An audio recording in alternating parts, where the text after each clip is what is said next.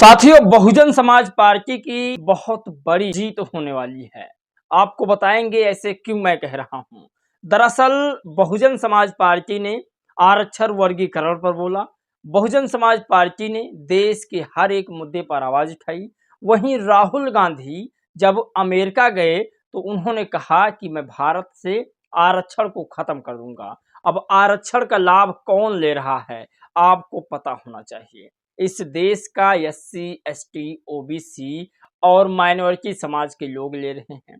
अब 15% जो लोग बचे थे, जो सवर्ण क्लास के आते हैं, उनमें भी ईडब्ल्यूएस का आरक्षण मिलने लगा है। तो राहुल गांधी बाहर जाते हैं और कहते हैं मैं आरक्षण को खत्म कर दूंगा।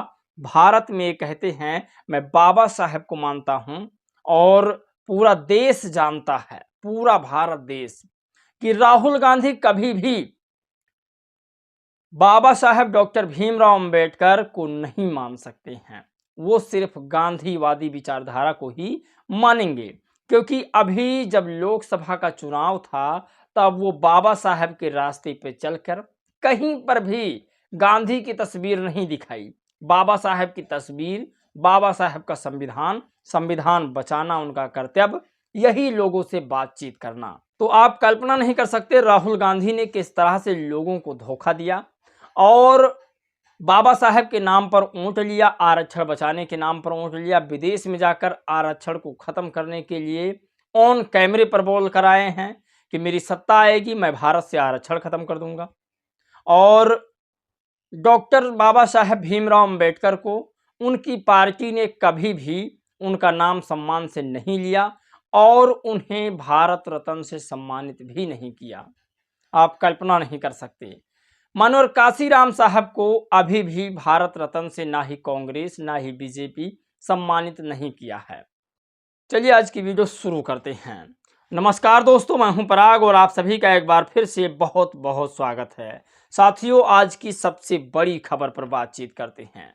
पहले मैं आपको कुछ हेडलाइंस बता देते हैं कि मायावती जी से लखनऊ के उनके कार्यालय पर 69,000 शिक्षक भर्ती के अभ्यर्थी मिलने पहुंचे। एक बड़ी उम्मीद लगाकर उनसे मिलने पहुंचे हैं और उन्होंने मायावती जी से यूपी शिक्षक भर्ती मामले में आरक्षित वर्गों के अभ्यर्थियों के साथ अन्याय नहीं होना चाहिए, उन्हें अपना संवैधानिक हक जरूर मिलना चाहिए। मायावती जी ने कहा, जब लोगों ने उनसे मुलाकात की तब मायावती जी ने कहा आपकी हर संभव मदद की जाएगी, फिर चाहे किसी भी प्रकार का क्यों ना हो। सड़क से लेकर संसद तक आपकी बातें पहुंचाई जाएगी, माननीय सुप्रीम कोर्ट तक आपकी बातें पहुंचाई जाएगी और आपके साथ प्रोटेस्ट भी किया जाएगा।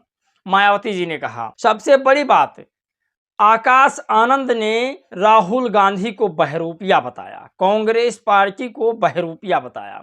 आपको बताते हैं, बहरूपिया कांग्रेस नाटक सिंड्रोम से ग्रसित है। जिस कांग्रेस ने संविधान निर्माता बाबा साहेब को हराने के लिए पूरी ताकत लगा दी, जिस कांग्रेस ने मानवर साहब के मिशन मूवमेंट को खत्म करने के लिए तमाम हथकंडे अपनाए, आज उस कांग्रेस के नेता कह रहे हैं जाति जनगणना निष्पक्ष करवाएं। सोचिए, पिछले कई वर्षों में भारत के ऊपर कांग्रेस पार्टी का शासन था, लगातार एक मुश्त। कभी भी उन्होंने ये नहीं सोचा कि हम जातीय जनगणना कराकर और इनका आरक्षण घटा बढ़ा दें। घटा मैं भी इसलिए कह रहा हूं कि आज जो इकोनॉमिक सेक्शन आरक्षण आया है वो बढ़ाया गया है। जो सवर्ण समाज को आरक्षण स्पेशल मिल रहा है, उसी तरीका से हम सबको भी आरक्षण मिलना चाहिए। जैसे तमिलनाडु में पुजारी जो है सभी समाज के लोग हैं, वैसे हर एक स्टेट में होना चाहिए। आरक्षण बढ़ाना चाहिए, आरक्षण घटाना चाहिए, लेकिन ऐसा नहीं किया गया। और आर्थिक तौर पर मोदी जी ने आरक्षण लागू किया और ये गलत हुआ, क्योंकि ईडब्ल्यूएस जब आरक्षण लागू हुआ तब तमाम लोग जो एससी एसटी के लोग थे वो और पीछे जाने लगे। आप कल्पना नहीं कर सकते। आरक्षण जो ईडब्ल्यूएस का आया उसकी वजह से तमाम लोग, दलित समाज के, पिछड़े समाज के लोग पीछे जाने लगे, क्योंकि उनको पहले से ही आर्थिक तौर पर गरीब रखा गया, अनटचेबिलिटी के तौर पर छूआछूत किया गया। और जब उनके बराबर एक और आरक्षण लाया गया है जिसमें आर्थिक आरक्षण है, तब आप सोचिए कि मेरे पिछड़े समाज के लोग उनका मुकाबला कैसे कर पाएंगे। तो आज ये तमाम बड़ी खबर है जिस पर बातचीत करेंगे कि मायावती जी ने लिखा, कुल मिलाकर जब तक देश में जातिवाद जड़ से खत्म नहीं हो जाता तब तक भारत की स्थिति अपेक्षाकृत बेहतर होने के बावजूद भी इन वर्गों की सामाजिक, आर्थिक व शैक्षणिक हालात बेहतर होने वाली नहीं है। अतः जातिवाद के मालूम नष्ट होने तक आरक्षण की सही संवैधानिक व्यवस्था जारी रहनी चाहिए। सोचिए, मायावती जी ने भी कह दिया कि जब तक अनटचेबिलिटी, जातिवाद, छुआछूत ऐसी बीमारियां रहेंगी तब तक आरक्षण को रहना बहुत जरूरी है। आप कल्पना नहीं कर सकते, मायावती जी को इसीलिए शायद आगे की सोच वाली नेता कहा जाता है। मायावती जी हर एक चीज को जानती हैं। जो उन्होंने किया है, छुआछूत से निकली हैं वो बाहर, और उस जमाने से बाहर निकली हैं जिस जमाने में औरत अगर दलित, पिछड़े, आदिवासी की बाहर निकल जाती थी तो उन पर गिद्ध की तरह कुछ लोग आक्रमण कर देते थे। आप यकीन नहीं मानेंगे, इसी देश में स्तन कर लागू था, इसी देश में सती प्रथा लागू था, इसी देश में औरतों को मनु के हिसाब से पति के चरणों में रहने का अधिकार था। ये तो बाबा साहेब की शुक्रगुजार माने औरतें, जिनको बाबा साहेब ने इस देश में 50% का अधिकार दे दिया, यानी आधा आधा, जितना मर्दों की भागीदारी उतना औरतों की भागीदारी। आप कल्पना नहीं कर सकते इस बात को लेकर के। तो बहन जी ने उस समय, उस दौर में तांगे से मीटिंग करती थी, तांगे से बैठ करके रैलियां करने जाती थी जब संसाधन नहीं था, पैदल जाती थी। मानवर काशीराम साहब साइकिल से और रात रात चुप चुप के मड़ैया में बैठ करके मीटिंग करते थे, तो दो दो लोगों को इकट्ठा करके, तब जाके इस देश में विशाल बहुजन इकट्ठा कर पाए। खैर, ये बड़ी खबर है। अब आपको बताते हैं, दिलीप मंडल ने कहा कि कांग्रेस पार्टी से हमें होशियार रहने की आवश्यकता है। खैर, आजकल दिलीप मंडल साहब बीजेपी के सबसे वरिष्ठ पद पर बैठे हुए हैं। SC/ST OBC के लोग राहुल गांधी से सावधान रहें, उनके इरादे ठीक नहीं हैं। वैसे भी कांग्रेस आरक्षण विरोधी पार्टी है। बाबा साहेब को नेहरू कैबिनेट से यूं ही इस्तीफा नहीं देना पड़ा। मंडल कमीशन को ये पार्टी दबाकर बैठी थी। बेहतर स्थिति का क्या मतलब है?